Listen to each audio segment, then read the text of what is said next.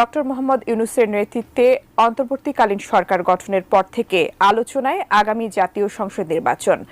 গুঞ্জন রয়েছে সহসা নির্বাচন দেওয়ার পরিকল্পনা নেই অন্তর্বর্তী সরকারের। খবর রটে সমন্বয়কদের নিয়ে নিজেও নির্বাচনে অংশ নেবেন ডক্টর ইউনূস। সম্প্রতি বিষয়টি নিয়ে মুখ খুলেছেন অন্তর্বর্তী সরকারের এই প্রধান উপদেষ্টা, যেখানে সাবেক প্রধানমন্ত্রী শেখ হাসিনাকে নিয়েও কথা বলেছেন তিনি। আরও জানাচ্ছেন সহকর্মী শাহাদাত রিফাত। ছাত্র জনতার আন্দোলনের মুখে শেখ হাসিনা সরকার পতনের পর বাংলাদেশের দায়িত্ব নেয় অন্তর্বর্তী সরকার। তবে দায়িত্ব নিয়েই নানা চ্যালেঞ্জের মুখে পড়েছেন এই সরকারের প্রধান উপদেষ্টা ডক্টর মোহাম্মদ ইউনূস।